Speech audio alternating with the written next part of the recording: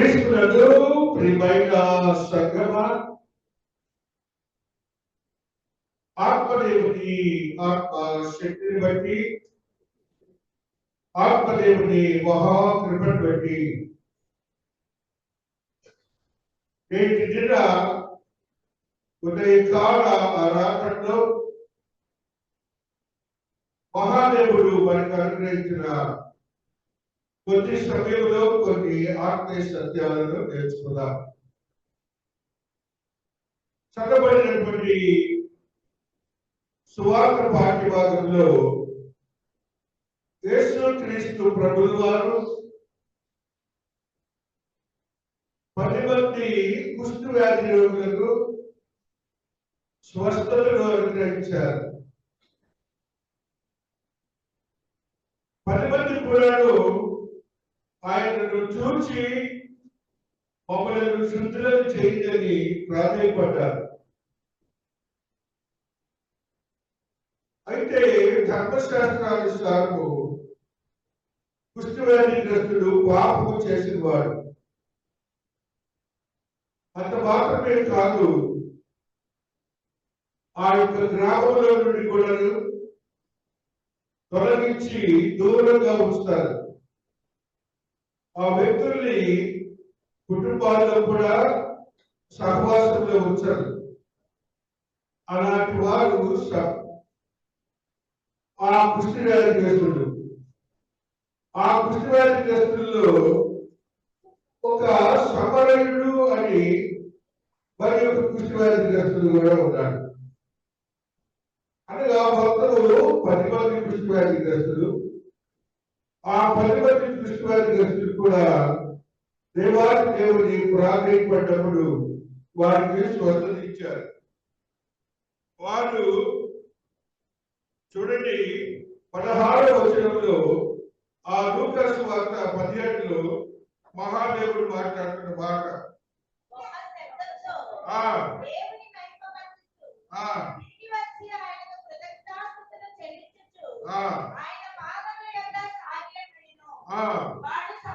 వాడు సమరయుడు. ఆ యొక్క వ్యక్తి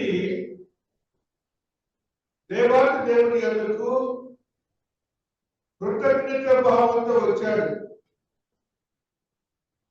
అతనికి లోకంలోనే స్థానం లేదు. అయినప్పటికీ ఆ దేవాది దేవుడు అయిన వారికి లోకంలో స్థానం మాత్రమే కాకుండా, రోగం నుంచి విడుదల చేయడం మాత్రమే కాకుండా, ఆ బిడ్డలకు ఆయన చేసిన క్రియకు దేవుని మహిమపరచును, కృతజ్ఞతాస్తుతులు చెల్లించు పాదములతో సాగిలపడును. వాడు సమరయుడు. సమరయుడు అంటే మరి ఒక మాట చెప్పాలంటే, త్రోసివేయబడిన వారు, ఎందుకు పనికిరానిటువంటి వారు, సంఘం నుంచి దూరంగా వచ్చేవారిని సమరయుడు అంటారు. ఆ సమరయుడు చేసిన కృతజ్ఞత మనకు ఉన్నదా లేదా అని దేవుడు అడుగుతున్నాడు. కృతజ్ఞత భావం కలిగి మనం ఉంటున్నామా లేదా అనే మాటలను దేవుడు మాట్లాడుతున్నాడు. వారికి దేవాది దేవుడు అనుగ్రహించిన ఆత్మీయ స్వస్థత గురించి మొట్టమొదటిగా ధ్యానిద్దాం. ఆ యొక్క సమరయుడికి ఆయనతో పాటు 9 మంది భక్తులకు దేవుడు ఇచ్చినటువంటి స్వస్థతను 57:18లో ఆ యొక్క ప్రవర్తనను బట్టి దేవుడు స్వస్థత ఇచ్చినట్టుగా చూస్తాం. 57:18 యెషయా భక్తుడు చెప్తున్న మాటను నేను వారి ప్రవర్తన చూచితిని,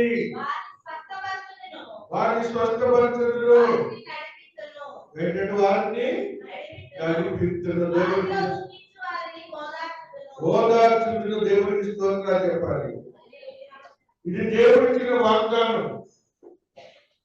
మన ప్రవర్తన దేవుడికి ఎంతో ఇష్టమైంది. వాళ్ళ ప్రవర్తనను చూసి దేవాది దేవుడు వారికి కుష్ఠరోగం నుండి స్వస్థత ఇచ్చినట్టుగా చూస్తున్నాం. 53:5లో కూడా ఒక సత్యాన్ని యెషయా భక్తుడు తెలియజేస్తున్నాడు. 53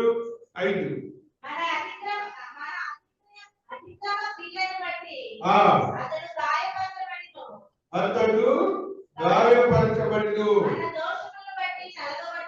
నలుగుబట్టబడిను, మన శిక్ష ఆయన మీద పడింది, మనకి స్వస్థత వచ్చింది. ఎవరైనా కూడాను ప్రార్థన చేయించుకునేటప్పుడు నాకు స్వస్థత కావాలని అడుగుతావు కదా. నాకు జబ్బు ఉంది, నాకు జ్వరం ఉంది, లేకపోతే ఆ బాధ ఉంది, స్వస్థత కావాలని అడుగుతావు కదా. ఇప్పుడు చదవబడిన మాటలు ఏంటి? నీ దేవుడు నీ కొరకు గాయపడ్డాను, నీ కొరకు స్వస్థత ఇవ్వడానికి ఆయన వెనుకాడలేదు అనే గ్రాటిట్యూడ్ మనలో ఉండాలి. నాకు బాగా లేదు, ప్రార్థన చేయండి పాస్టర్ గారు అంటారు, ఓకే. కానీ అప్పుడు నీ పరిస్థితి ఏముండాలంటే, నా దేవుడు నా కొరకు గాయపడి నాకు స్వస్థత ఇచ్చారు, నా కొరకు స్వస్థత ఇచ్చారని ఆ గ్రాటిట్యూడ్ నీలో ఉండాలి. అది లేకపోతే ఆ శబరికి కుష్ఠవ్యాధి నుంచి ఎలాగ రోగాలు రుణమంటే వాళ్ళకి ఆ గ్రాటిట్యూడ్ ఉంది. కాబట్టి ఆ దేవాది దేవుడి దగ్గరకు వచ్చి సాగిలపడి, అక్కడ చూడండి 16వ వచనంలో, పాదముల యొద్ద సాగిలపడిను అనగా బొక్క బోర్మలు పడ్డాడు. ఆయన పాదాల దగ్గరకు వచ్చి సాగిలపడిను, ప్రాధేయపడి దేవాది దేవుడి దగ్గరకు వచ్చాడు.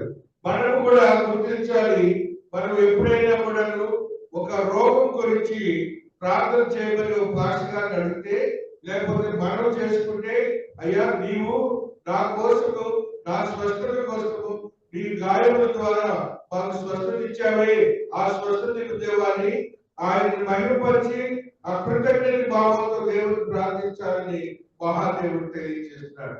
మనం ఏంటంటే మనం అది మర్చిపోతాం, మనమేమో అది మర్చిపోతాం, మన రోగం నయమవ్వాలని కోరుతాం. ఇక్కడ అట్లా కాదు. ఈ యొక్క సమరయుడు తనను ఊరు నుంచి బయటికి తరలిన సంగతి, అతని ఊరిలో స్థానం లేని సంగతి, సమరయుడిగా ఉన్న సంగతి, ఇవన్నీ కూడా దేవాది దేవుడిని మహిమపరిచి గ్రాటిట్యూడ్ చేసినటువంటి స్థితిని మనం చూస్తున్నాం. ప్రకటన గ్రంథంలో మనం మరియు గ్రంథం సత్యాన్ని చదువుతాం. 22వ అధ్యాయము 2వ వచనాన్ని చదువుకుంటూ వస్తున్నాం. ప్రకటన 22:2 ఒక సత్యాన్ని చదువుతాం.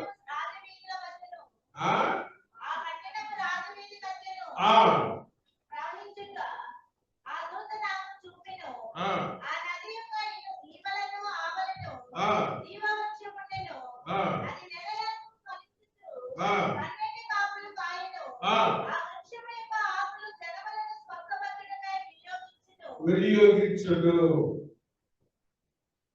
ఇది ఎప్పుడు జరుగుతుంది? మనకి దేవాది దేవుని యొక్క ఆత్మీయతలో బలపరచబడినటువంటి మనకు ఒక వాగ్దానాన్ని ఇస్తున్నారు దేవుడు. నీవు ఎప్పుడైతే అక్కడ చదువుబడిన మాటలో నది యొక్క ఈవులను ఆవులను జీవవృక్షం నేను, ఈ కొరకు జీవవృక్షాన్ని దేవుడు దాచిపెట్టాడు. నువ్వు ఎప్పుడైతే గ్రాటిట్యూడ్, కృతజ్ఞత కలిగి దేవుడిని మహిమపరిచే మనస్తత్వాన్ని ఉంచుకుంటావు, ఆ జీవవృక్ష ఫలములు ప్రతి నెల కాసే పండ్లను నీకు స్వస్థత ఇస్తుందని నువ్వు గుర్తించాలి. అక్కడే రాసినటువంటి ఆ వృక్షం యొక్క ఆకులు జనములను స్వస్థపరచుటకై వినియోగితుడు. వినియోగించడం అంటే వాడుతురు. కాబట్టి నీకు భవిష్యత్తులో దేవాది దేవుని స్వస్థత అడగాలని నువ్వు ఉంటే ఈ యొక్క వాక్యాన్ని నువ్వు మనసులో పెట్టుకోవాలి. ఈ వాక్యాన్ని మనసులో పెట్టుకొని దేవుడిని ప్రార్థించి స్వస్థత పొంది, ఏ రోగమైనా కూడా నయమవుతుంది, ఏ రోగమైనా కూడా నయమవుతుంది. గుర్తించుకోండి, దేవాది దేవుడు నీతో మాట్లాడుతున్నాడు. 1 తిమోతి 6వ అధ్యాయము 13వ వచనాన్ని చదువుకుంటూ వస్తున్నాం. 1 తిమోతి 6వ అధ్యాయము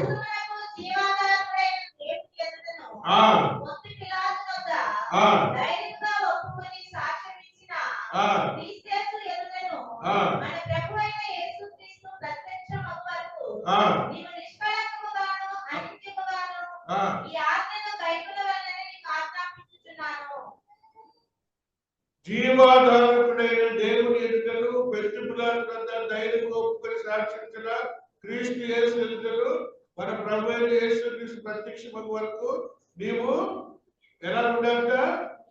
నిష్కలంకముగాను అనిత్యముగాను ఈ ఆజ్ఞను గైకొనమని నీకు ఆజ్ఞాపించున్నాను. మనము ముందు నిష్కలంకము అనిత్యము ఉండటం ఎట్లా ఉండాలంటాడు? దేవాది దేవుని ఎదుట ఉండాలి, అదే రీతిగా క్రీస్తు వారి ఎదుట కూడా ఉండాలి. ఇవన్నీ మనం మర్చిపోతాం. మనకు తెలిసిన దాన్ని మనము స్వస్థత కావాలి అంటాం. కానీ మనం ఎలా ఉండాలి అనే దాన్ని మాత్రం మనము చెప్పలేము. కాబట్టి గ్రాటిట్యూడ్, కృతజ్ఞత, మనకి సంఘంలో ఉన్న మనకు ఎలాగో కృతజ్ఞత కలిగి ఉండాలి. సంఘంలో ఉన్న మనము ఎలాగో కృతజ్ఞత కలిగి ఉండాలి. విత్ మ్యూజికల్ ఇన్స్ట్రుమెంట్స్, మనకి చేత వరకు మ్యూజికల్ ఇన్స్ట్రుమెంట్ కృతజ్ఞత కలిగిద్దాం. చూడండి, కీర్తనకారుడు చెప్తున్నాడు 33వ అధ్యాయము 2వ వచనాన్ని, వాయిద్యముల ద్వారా దేవాది దేవుని బయలుపడతాం. 33:2 కీర్తన.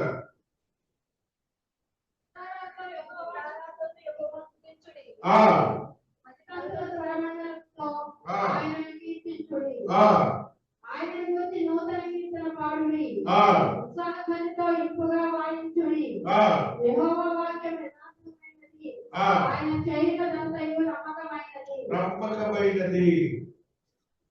మనకు చేపైంది, మన సంఘంలో వాళ్ళ పాటలు పాడుకుంటాం. పాటలు పాడుకున్నప్పుడు ఇన్స్ట్రుమెంట్స్ వాయించారు, చప్పట్లు కొట్టారు. చివరి పాట అయిన దాంట్లో, ఇప్పుడు ఎదురు పాటల్లో చివరి పాట ఆయన చేయునదంతయు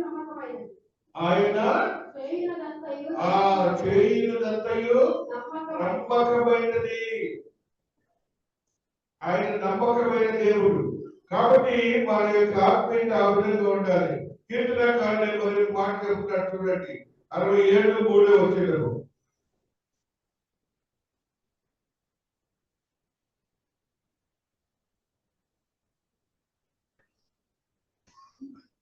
కీర్తన 67:3.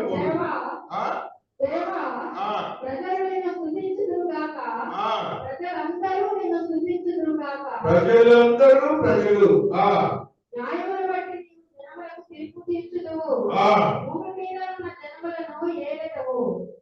న్యాయమును బట్టి అనగా నీ యొక్క హృదయాన్ని బట్టి ఆయన తీర్పు తీరుస్తాడు. కానీ నాకు స్వస్థత ఇవ్వలేదు నువ్వు బాధపడితే కాదు.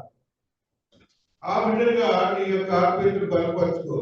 4 reasons for giving the healing. 1 పేతురు 2వ అధ్యాయము 9వ వచనాన్ని చదువుకుంటాం. 1 పేతురు 2వ అధ్యాయము 9వ వచనం.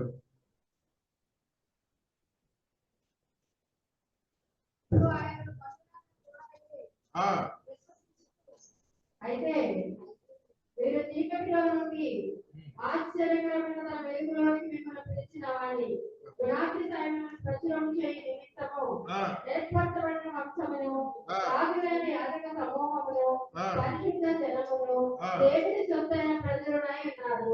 ఎవరంటే మనకి ఏ టైటిల్ ఇస్తున్నాడు చూడండి దేవుడు. ఏర్పరచబడిన వంశము. వీరు చీకటిలో నుండి ఆశ్చర్యకరమైన వెలుగులోని మిమ్మల్ని పిలిచిన వారి గుణాతిచరములు ప్రచురము చేయనిమిత్తము.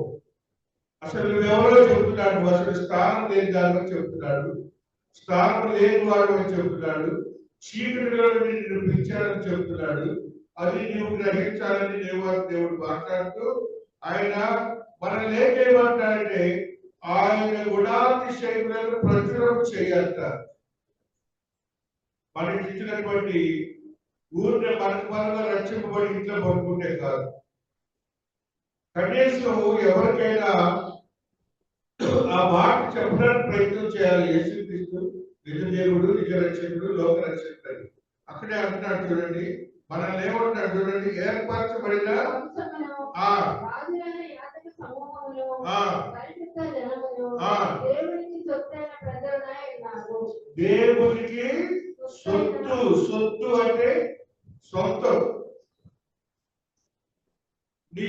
క్యారెక్టర్ నీకున్న గుణాన్ని నువ్వు గ్రహించాలి. ఈ క్యారెక్టర్ నీ గుణాన్ని నువ్వు గ్రహించాలి. అది గ్రహించగా నీవు నీ యొక్క భావోద్రేకాన్ని నీ విధిలోనే ఉంచుకుంటున్నావని దేవానికి దేవుడు తెలియజేస్తూ ఉన్నాడు. కాబట్టి నిర్బంధము, విడుదల, క్వారంటైన్, శరీర స్వస్థత, రక్షణ, ఆత్మీయ స్థితి, వీటన్నిటి నుంచి దేవానికి దేవుడు నిన్ను రక్షించాడని నువ్వు గుర్తించాలి. చూడండి, ఆయన మాట ఇర్మియా గ్రంథంలో 3వ అధ్యాయము 22వ వచనాన్ని చదువుకుంటూ వస్తున్నా. ఇర్మియా 3:22లో ఉన్న ఈ సత్యాన్ని చదువుకుంటూ వస్తున్నా. భ్రష్టులైన బిడ్డలారా, తిరిగి రండి.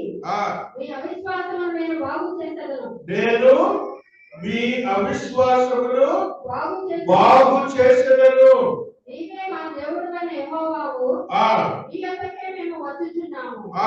నిశ్చయముగా కొండల మీద జరిగినది మోసకరము, పర్వతముల మీద చేసిన దోష నిష్ప్రయోజనము. నిశ్చయముగా మా దేవుడైన యెహోవా వలన ఇశ్రాయేలులకు రక్షణ కలుగును. ఇశ్రాయేలులకు రక్షణ కలుగును. మహాదేవుడు స్పష్టంగా మనకు మాట్లాడతాడు. నా దగ్గరికి తిరిగి రండి అని అంటున్నాడు. మహాదేవుడి మహాకృపను మనం బలపరచబడాలని ఆత్మదేవుడు మాట్లాడుతాడు. మరొక సత్యాన్ని తెలుసుకుంటాం. 1 తిమోతి 1వ అధ్యాయము 13వ వచనంలో ఒక సత్యాన్ని ఆత్మదేవుడు తెలియజేస్తున్నాడు.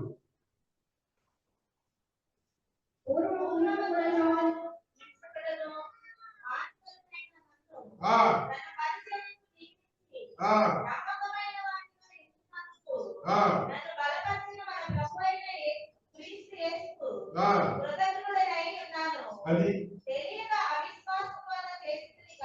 పౌలు భక్తుడు చెబుతున్నటువంటి మాటలు మీరు గుర్తించుకోవాలి. నేను ఒకప్పుడు దేవునికి ఇష్టడి కాదు, అయినా ఇప్పుడు నేను దేవునికి కృతజ్ఞత లేని వాడిగా ఉంటున్నానని చెప్తున్నాడు. కాబట్టి మనం ఆత్మీయతను బలపరుచుకొని సిద్ధపడిన వారిగా ఉండాలి. హెబ్రీయులకు రాసిన పత్రిక 7వ అధ్యాయము 1వ వచనాన్ని చదువుకుందాం. హెబ్రీయులకు రాసిన పత్రిక 7వ అధ్యాయము 1వ వచనాన్ని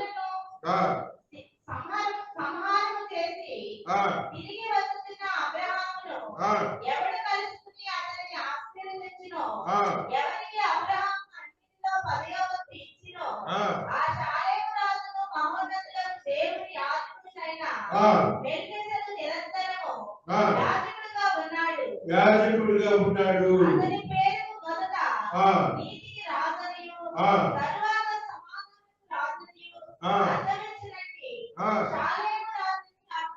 షాలేము రాజని అర్థము. దేవుడు అడుగుతున్నాడు, మనము దేవుని మహిమపరిచే రీతిలో ఉండాలంటున్నాడు. వాళ్ళందరూ కూడా ఒక వ్యక్తి వచ్చి సపరేట్ ఇచ్చాడు. గ్రాటిట్యూడ్, కృతజ్ఞత కలిగిన భావంతో ఉన్నాడు. అయితే దేవుని హృదయంలో ఉన్న మనసును చదువుకుందాం. 17వ వచనాన్ని చదువుతాం. అందుకు యేసు 10 మంది శుద్ధులేని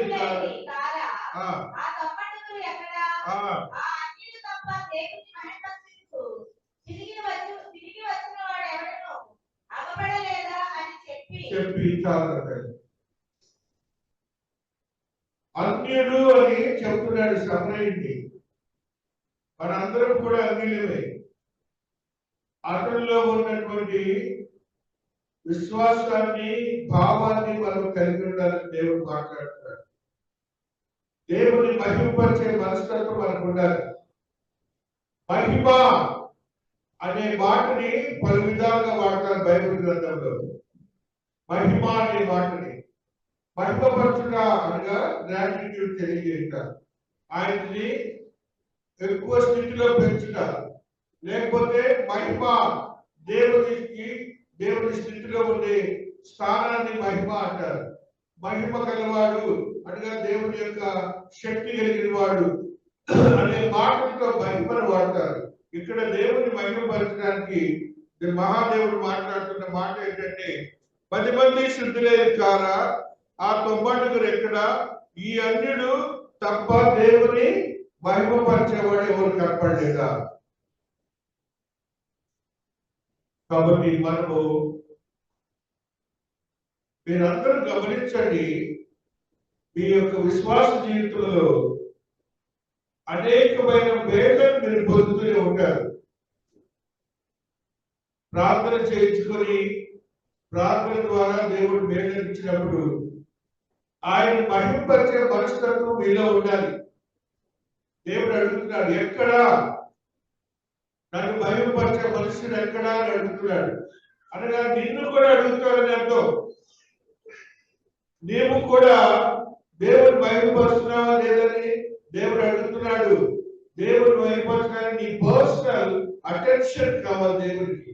ఆ అటెన్షన్ ని నీవు చూపించాలి. కానీ నేనేదో ఒకలాంటి మనిషిని అన్నట్టుగా ఉండకూడదు. మహిమపరచడానికి కొన్ని మాటలు చదువుకుందాం. యెషయా భక్తుడు చెబుతున్న మాటని 6వ అధ్యాయము 3వ వచనంలో వారు ఎలాగో మహిమపరుస్తారో చూడండి. దేవుని 6వ అధ్యాయము 3వ వచనము యెషయా గ్రంథము. వారి సైన్యములకు అధిపతి యెహోవా పరిశుద్ధుడు పరిశుద్ధుడు పరిశుద్ధుడు సర్వలోకము ఆయన మహిమతో నిండియున్నది అని గొప్ప స్వరముతో గాన ప్రతిగానములు చేయించుండిరి. వాళ్ళందరూ చూడండి దేవుడు ఎలా భయపడుతున్నారు. దేవదూతలు, కెరూబులు, సెరూబులు వాళ్ళందరూ ఎగురుతూ ఎలాగంటే ఎగిరేటి వాళ్ళు 2 రెక్కలతోనేమో కళ్ళు మూసుకుంటారట. వాళ్ళకి 6 రెక్కలు ఉన్నాయట. 2 రెక్కలతోనేమో కాళ్ళు మూసుకుంటారట.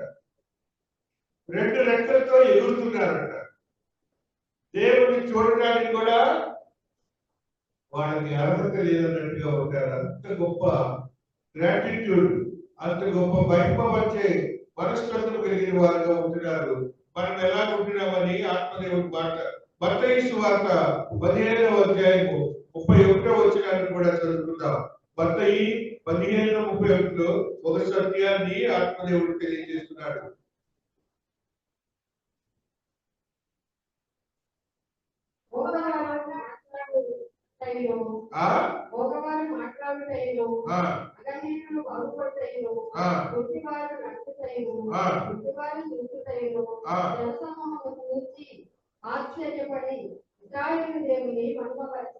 ఇశ్రాయేలు దేవుని మహిమపరచరి. మనము క్రొత్త నిబంధన భక్తులైన మనము దేవుని మహిమపరిచే మనస్తత్వంలో లేవు. మనమే భయపరుచుకునే మనస్తత్వంలో జీవిస్తూ ఉంటాం. 17వ వచనాన్ని ఒకసారి చదువుదాం. 10 మంది శుద్ధులైన కారా? వారు శుద్ధులైన కారా? వారు ఎక్కడ మిగతా వారు అనే భావాన్ని అడుగుతున్నారు. అనగా ఎవరు ఆయన దగ్గరికి వచ్చారు, ఎవరు ఆయన దగ్గర రాలేదు, వారందరినీ ఆయన లెక్క కడతారని మీరు గుర్తించాలి. వారందరినీ లెక్క కట్టి అడుగుతారని కూడా మీరు గుర్తించాలి. ఆ రీతిగా ఆయన మాట్లాడుతున్నారు. యెషయా భక్తుడు 43వ అధ్యాయము 24వ వచనంలో ఒక సత్యాన్ని తెలియజేస్తున్నాడు. యెషయా 43:24లో ఈ సత్యం లిఖించబడి ఉన్నది.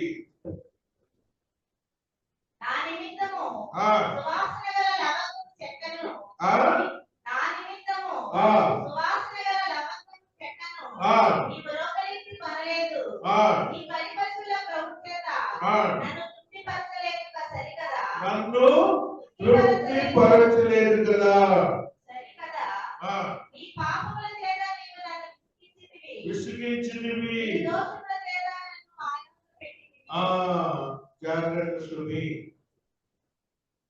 నిర్దోషములు పాపములు, దోషములు పాపములు, ఈ 2 కూడా మనలో ఉండకూడదు. మనం ఏ మాత్రము దేవునికి ఇష్టలుగా ఉండకూడదు, దేవునికి అయిష్టులుగా ఉండకూడదు అని మాట్లాడుతున్నాడు దేవుడు. 2 తిమోతి 3వ అధ్యాయము 2వ వచనాన్ని కూడా చదువుతూ వస్తున్నాం. 2 తిమోతి 3:2 మనిషి స్వార్థప్రియుడు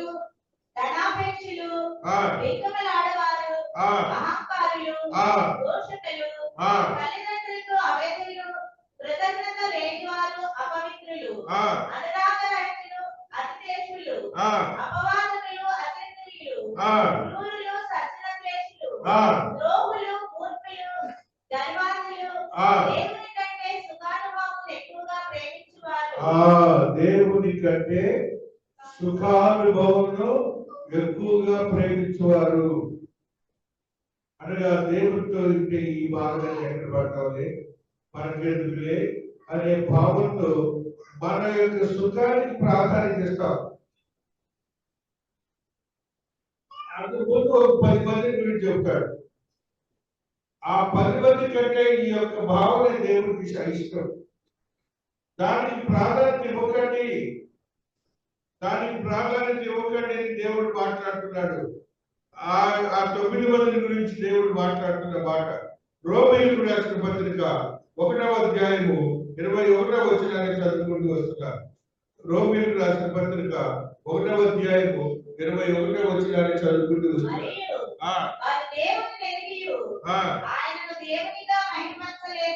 దేవునిని ఎరిగియు ఆయనను దేవునిగా మహిమపరచలేదు, కృతజ్ఞతాస్తుతులు చెల్లింపను లేదు. కానీ ఇంకా మళ్ళీ వాదాలు, మేమే గొప్ప అనే వాదాలతో ఉంటారు. కాబట్టి ఈ స్థితిని మనం గుర్తించాలి. ఇర్మియా భక్తుడు కూడా ఈ యొక్క భావానికి భావం చెప్తున్నాడు. 3:22లో ఈ సత్యాన్ని చెప్తున్నాడు. ఇర్మియా 3:22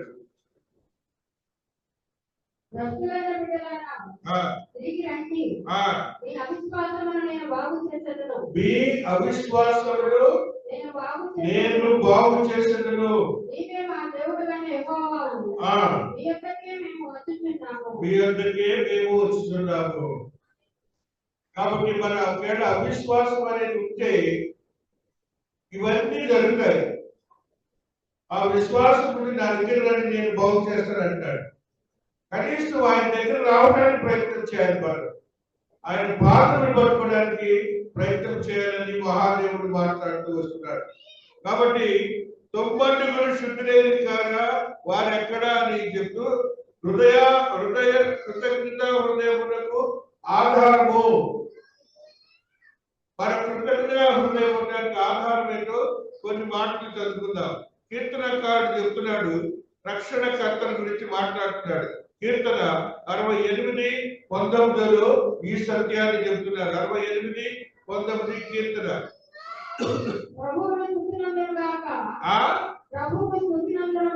ప్రభువు స్తుతులందురు గాక.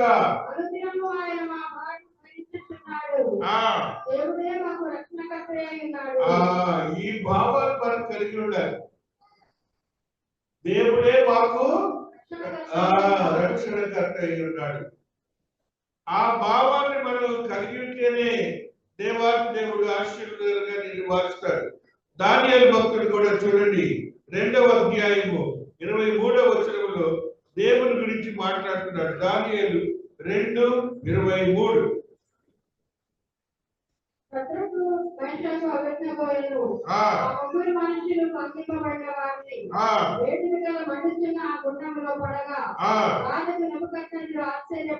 ఆశ్చర్యపడి మనుషులను బంధించి అగ్నిలో వేసి కదా మనుషులను అడిగాను. వారు రాజా సత్యమే అని రాజుతో ప్రత్యుత్తరం ఇచ్చి, అందుకు రాజు, నేను 4 మనుషులు బద్ధకములు లేక అగ్నిలో సంతరించుట చూస్తున్నాను, వారికి హాని ఏమీ కలగలేదు. వారి రూపము దేవత రూపమును పోలినదని వారికి ప్రత్యుత్తరం ఇచ్చెను. మహాదేవుని యొక్క హృదయం కృతజ్ఞత హృదయం కలిగినప్పుడు ఏం జరుగుతుంది? వాళ్ళతో పాటుగా దేవుడు కూడా వచ్చారు. వాళ్ళు కూడా దేవదూతల వలె కనపడుతున్నారు. ఎవరికి? అన్యుడికి కనపడుతున్నారు.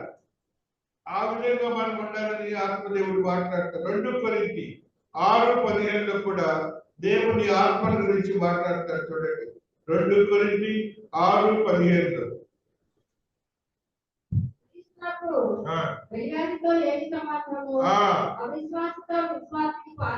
విశ్వాసికి పాలెక్కడిది?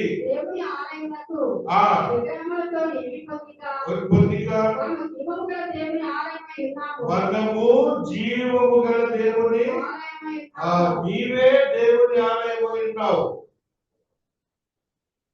ఆ సంగతి నువ్వు గుర్తుంచుకోవట్లా. నీవు వేదో అనుకుంటున్నావు.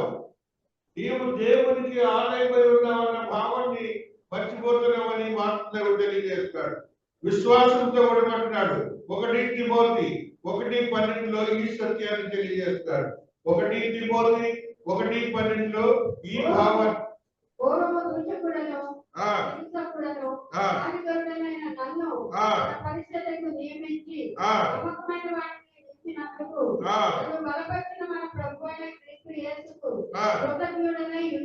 నేను కృతజ్ఞుడనై ఉన్నాను.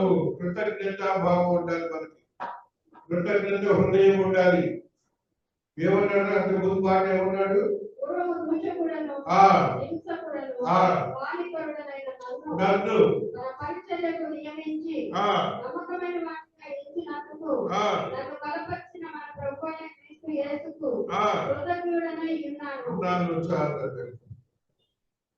మనం ఎవరైనా కూడండి కృతజ్ఞత కలిగి ఉంటాం.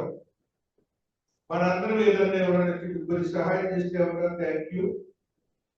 ఈ దేవుడు నీకు చేసిన పనులు నువ్వు మర్చిపోతావు. పెద్ద పెద్దవి ఆయన సహాయం చేస్తాడు. అయినా కూడా నువ్వు దేవుడికి కృతజ్ఞత కలిగి ఉండవు. ఏదైనా ఆయన చేశాడు, ఆయన పని, ఆయన డ్యూటీ అనుకుంటారు. కానీ ఆయన ఇంత బాధపడుతూ మాట్లాడతాడని మనం అనుకో. కాబట్టి మనకి చేత అయినది స్తుతులు చెల్లించుట మన చేత అయింది. హెబ్రీయులకు రాసిన పత్రిక 13వ అధ్యాయము 15వ వచనంలో సత్యాన్ని చదువుతాం. ఫిబ్రవరి 13:15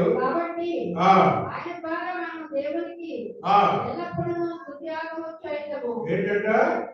స్తుతి యాగము. యాగము అంటే ఒక పూజ లాంటిది, ఒక నడవడిక, నడత, కమిట్మెంట్. ఆ యొక్క భావంలోంచి బయటకు రాకూడదు. యాగం అంటే స్తుతి యాగము చేయము,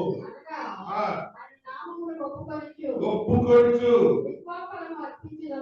జిహ్వా ఫలము అర్పించదము. కాబట్టి దేవుడి యొక్క జిహ్వా ఫలం అనేది నాలుక. దేవుడికి స్తుతులు స్తోత్రాలు చెల్లించాలి. దేవుడిని మహిమపరచాలి. మహిమాన్వితమైన దేవుడి కృపను పొందాలి. ఆత్మీయతో కూడిన స్థితిని మనం చూడాలి. 2వ అధ్యాయము అపొస్తలుల కార్యములు 39వ వచనాన్ని చదువుకుంటూ వస్తున్నాం. 2:39 అపొస్తలుల కార్యములు.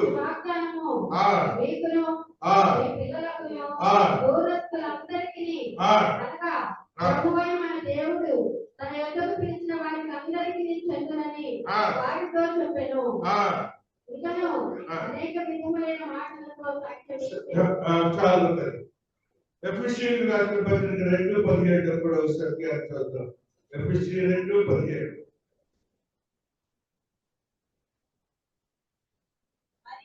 ఆయన వచ్చి దూరస్తులైన మీకును సమీపస్తులైన వారికి సమాధాన సువార్తను ఇంత చేసినా కూడా మనలో ఆ యొక్క సమాధానంతో కూడిన మనస్తత్వాలు తక్కువ. దేవుని మహిమపరిచే మనస్తత్వాలు తక్కువ.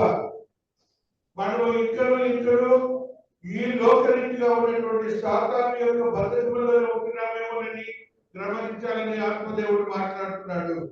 మహాదేవుడు మాట్లాడుతున్నా. మరి ఒక సత్యాన్ని చదువుకుందాం, ముగించుకుంటున్నాం. యోబు భక్తుడికి చెబుతున్న మాటని చదువుతాం. 35వ అధ్యాయము 3వ వచనంలో ఒక సత్యాన్ని తెలియజేస్తున్నాడు. యోబు 35:3 ఈ సత్యం లిఖించబడి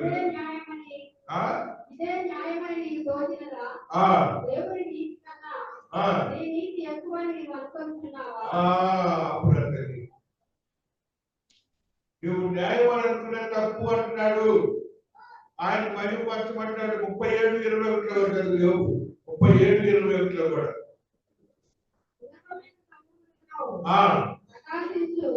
ఎండ ఇప్పుడు కనబడక ఉన్నాను. వారి మేఘములను పోగొట్టి తేటగా తేటగా కనపరచును. దేవుని యొక్క ఆత్మ నీలో ఉంటే ఇవన్నీ నువ్వు అనుభవిస్తావు. చివరి మాట 1 యోహాను 1:7 చదువుకొని ముగించుకుంటాం.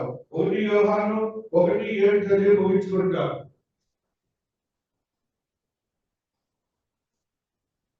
అయితే ఆ, ఆయన వెలుగులో ఉన్న ప్రకారము ఆ, మనమును వెలుగులో నడిచిన యెడల ఆ, మనము అన్యోన్య సహవాసము గలవారమై ఉందుము.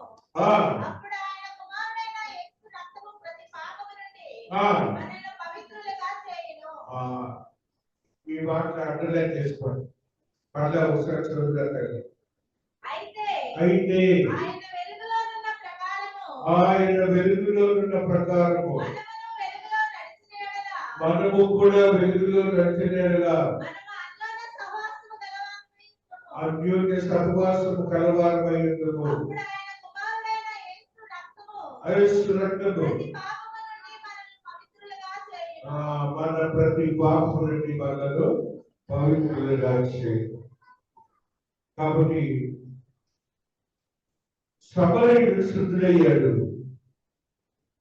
పాపము నుంచి శుద్ధుడయ్యాడు. 9 మంది శుద్ధులు అయ్యారు, కానీ దేవునికి కృతజ్ఞతలు చెల్లించడానికి రాలేదు.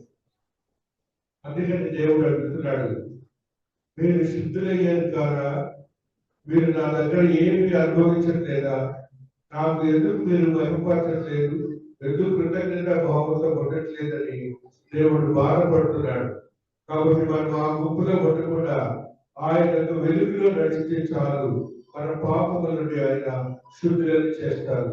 దేవుడు ఈ పరిశుద్ధ వాక్యంలో దీవించి ఆశీర్వదించునుగాక. ఆమేన్. ఆమేన్. కొనియాడతరమే